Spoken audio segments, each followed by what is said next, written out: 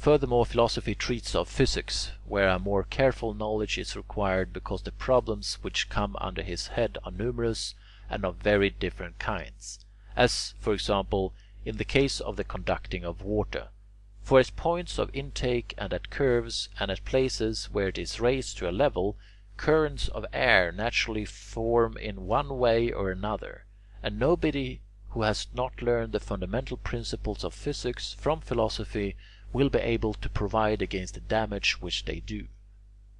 So the reader of Ctesibius or Archimedes and the other writers of treatises of the same class will not be able to appreciate them unless he has been trained in these subjects by the philosophers. 8. Music also the architect ought to understand, so that he may have knowledge of the canonical and mathematical theory, and besides be able to tune ballistae, catapultae, and scorpiones to the proper key. For to the right and left in the beams are the holes in the frames through which the strings of twisted sinew are stretched by means of windlasses and bars, and these strings must not be clamped and made fast until they give the same correct note to the ear of the skilled workman.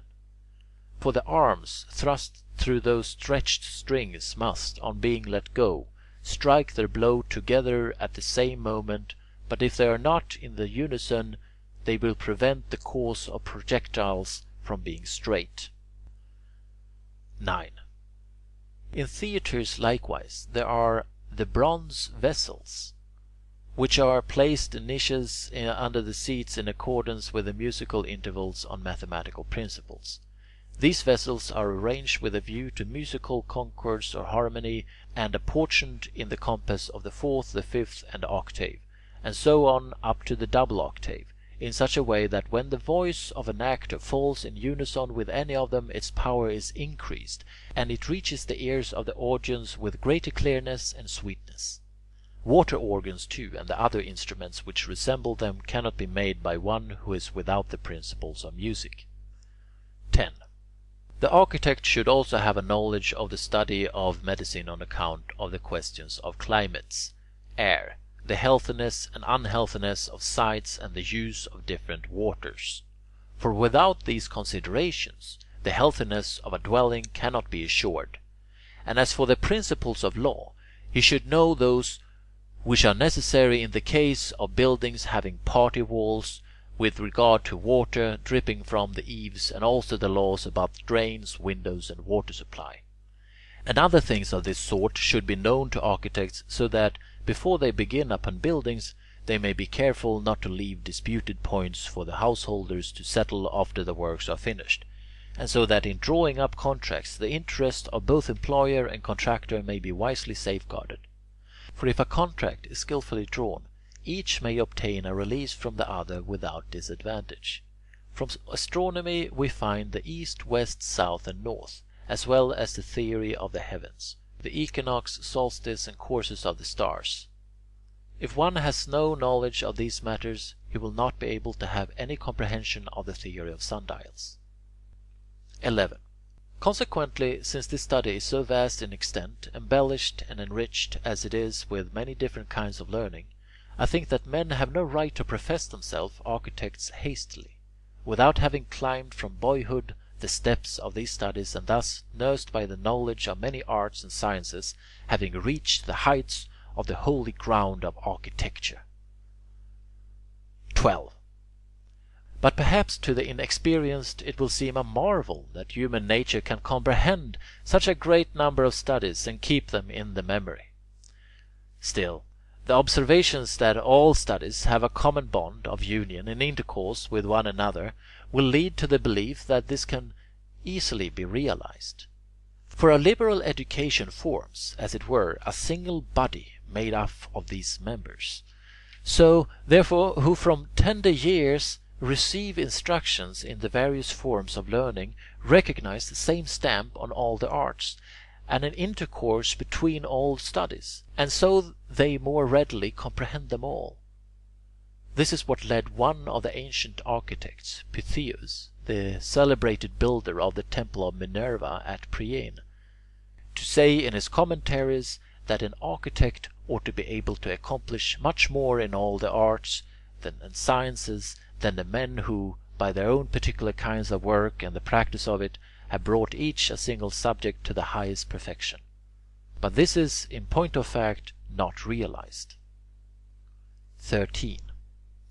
For an architect ought not be, and cannot be, such a philologian as was Aristarchus, although not illiterate, nor a musician like Aristoxenus, though not absolutely ignorant of music, nor a painter like Apelles, though not unskilful in drawing, nor a sculptor such as was Myron or Polycletus, though not unacquainted with the plastic art, nor again a physician like Hippocrates, though not ignorant of medicine, nor in the other sciences need he excel in each, though he should not be unskilful in them. For in the midst of all this great variety of subjects, an individual cannot attain to perfection in each, because it is scarcely in his power to take in and comprehend the general theories of them. 14. Still, it is not architects alone that cannot in all matters reach perfection, but even men who individually practice specialities in the arts do not all attain to the highest point of merit. Therefore, if among artists working each in the single field not all, but only a few in an entire generation acquire fame, and that with difficulty, how can an architect, who has to be skilful in many arts, accomplish not merely the feat, in itself a great marvel, of being deficient in none of them, but also that of surpassing all those artists who have devoted themselves with unremitting industry to single fields? 15. It appears then that Pythius made a mistake by not observing that the arts are each composed of two things, the actual work and the theory of it. One of these, the doing of the work, is proper to men trained in the individual subject, while the other, the theory, is common to all scholars. For example, to physicians and musicians, the rhythmical beat of the pulse and its metrical movement. But if there is a wound to be healed or a sick man to be saved from danger, the musician will not call, for the business will be appropriate to the physician. So in the case of a musical instrument, not the physician but the musician will be the man to tune it so that the ears may find their due pleasure in its strains. 16. Astronomers likewise have a common ground for discussion with musicians in the harmony of the stars and musical concords and tetrads and triads of the fourth and the fifth, and with geometricians in the subject of vision. And in all sciences many points, perhaps all, are common so far as the discussion of them is concerned. But the actual undertaking of works which are brought to perfection by the hand and its manipulation is the function of those who have been specially trained to deal with a single art. It appears, therefore, that he has done enough and to spare who in each subject possesses a fairly good knowledge of those parts, with their principles, which are indispensable for architecture, so that if he is acquired to pass judgment and to express approval in the case of those things or art, he may not be found wanting. As for men upon whom nature has bestowed so much ingenuity, acuteness, and memory that they are able to have thorough knowledge of geometry, astronomy, music, and the other arts, they go beyond the functions of architects and become pure mathematicians. Hence they can readily take up positions against those arts, because many are the artistic weapons which with they are armed.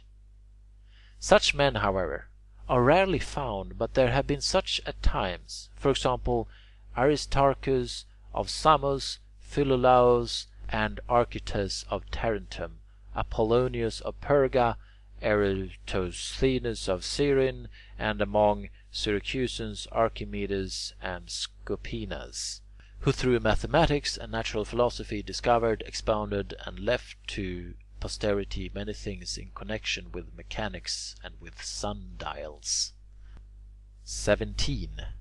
Since, therefore, the possession of such talents due to natural capacity is not vouchsafed at random to entire nations, but only to a few great men, since, moreover, the function of the architect requires a training in all the departments of learning, and finally, since reason, on account of the wide extent of the subject, concedes that he may possess not the highest but not even necessarily a moderate knowledge of the subject of